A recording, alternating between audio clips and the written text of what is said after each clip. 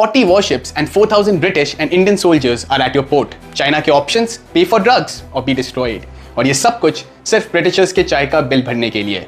This is the Opium War. 18th century Britain was addicted to tea. China was and still is the largest producer of tea. But problem ये थी कि China को British के किसी भी सामान में बिल्कुल इंटरेस्ट नहीं था। उन्हें चाय के बदले सिर्फ प्योर सिल्वर चाहिए था। The British Empire was bleeding money and desperately needed something to sell to China. उसी टाइम they found opium यानी कि अफीम in India. They sent it to Chinese smugglers and before you know it, 1830 तक millions of Chinese were addicted to tea. Problem solved. India में opium उगाओ, उसे China smuggle करो और उन्हीं पैसों से चाय खरीद कर लंदन भेजो। 1839 तक चाइना अंदर से तबाह हो रहा था, इसलिए चाइनीज एम्परर ने अपना बेस्ट ऑफिसर लिन ज़ूशु को ड्रग्स की स्मगलिंग रोकने भेजा। And Lin was too good at his job. उसने सारे स्मगलर्स को अरेस्ट किया और 1000 टन ओपियम भी पकड़ा। लिन को 23 दिन लगे 10 लाख किलो अफीम को जलाकर पब्लिकली समुद्र में डिस्पोज करने में, और फिर क्वीन विक्टोरिया को एक पोलाइट लेटर लिखा asking her to stop her people. फिर 1840 में क्वीन विक्टोरिया ने चाइना को अपॉलॉजी के बदले गोली भेजी। 40 वॉरशिप और 4000 ब्रिटिश एंड इंडियन सोल्जर्स के साथ चाइना पे विदाउट वार्निंग अटैक कर दिया। वॉर 2 साल चली एंड 1842 में ब्रिटिशर्स जीत गए।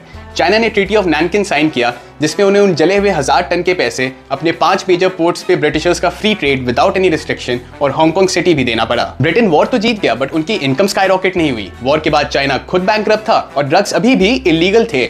फिर 1856 में चाइना ने की सबसे बड़ी गलती, उन्होंने एरो नाम की एक ब्रिटिश शिप को स्मगलिंग केस में अरेस्ट किया and this mark the end of China and it's 2000 year old imperial system. Britishers को बस बहाना चाहिए था फिर से अटैक करने के लिए, और इस बार उन्होंने फ्रांस को भी साथ बुला लिया बहती गंगा में हाथ धोने के लिए। 4 साल तक वॉर चला और 1860 तक पूरा चाइना तबाह हो चुका था, और फिर साइन हुआ द ट्रीटी ऑफ टिएनसेन, जिसमें ओपियम ड्रग को लीगलाइज करवा दिया गया। आई रिपीट, ब्रिटिशर्स ने अपने फायदे के लिए ओपियम ड्रग को चाइना में लीगलाइज कर दिया।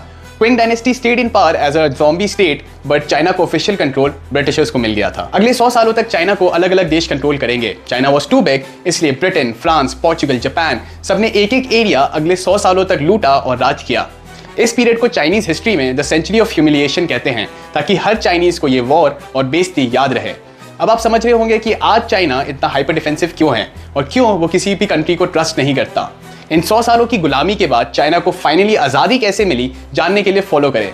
Part 2 will go live on Sunday.